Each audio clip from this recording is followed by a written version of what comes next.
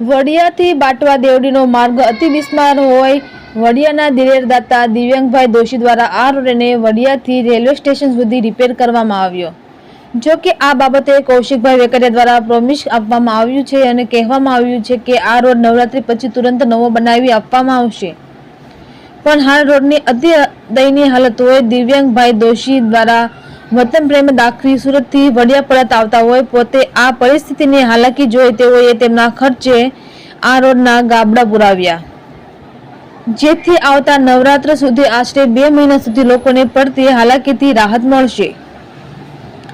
દિવ્યાંગભાઈનો એવો પ્રયાસ છે કે અને તેઓએ ખાસ જણાવ્યું કે આ કાર્યક્રમ મેં મારા ગામ મારું વાલું વડિયાને અનુલક્ષીને કર્યું છે અને દિલથી આ રોડ બનાવવાની મારી ઈચ્છા થઈ એટલે આ રોડનો ખર્ચો મેં આપ્યો છે, જેથી આમ જનતાને રાહત રહે।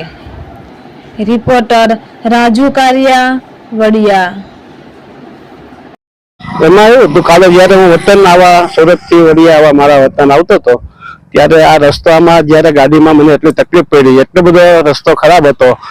ત્યારે પછી વડિયા આવીને મેં તાલુકા સભ્ય અને જિલ્લા પંચાયતના સભ્ય સરપંચ ત્રણેયને મેં રજૂઆત કરી તો એને એવું કીધું કે ભાઈ આપણે ધારાસભ્ય કૌશિકભાઈ વાત થઈ ગઈ છે, એને પ્રોમિસ આપ્યો છે કે નવરાત્રીમાં પછી તરત જ આ ઇમરજન્સીમાં રોડ થઈ જશે, પણ હજી એને 2 મહિના સુધીની વાત છે અંદાજે નોરતાને, ત્યાં સુધી આ જે હાલાકી મને તો અહીંયા પહોંચવામાં જે ટાઈમ ને જેટલો રસ્તામાં જે હેરાન થયો હજી 2 મહિના થોડુંક અઘરું લાગ્યું, એટલા માટે મેં રજૂઆત કરી સરપંચને કે ભાઈ આનું તાત્કાલિક ધોરણે તમે કોઈ પણ સોલ્યુશન શું થઈ શકે, તો કે આપણે ભરતી જે ટાઈસ છે અત્યારે વડિયાની અંદર એ લોકો નખાવી રહ્યા છે પંચાયત દ્વારા, તો મેં જો આપણે આ કામ કરાવવું હોય કે તો પછી કે તમારે કોઈ દાતા ગોતવા પડે, મેં તો મારા ખર્ચેનું આ રોડ આખો કરાવી દઉં, વડિયાથી બાટવા દેવડી સુધી સ્ટેશન સુધી જે રસ્તો ખરાબ છે એ મારા ખર્ચે હું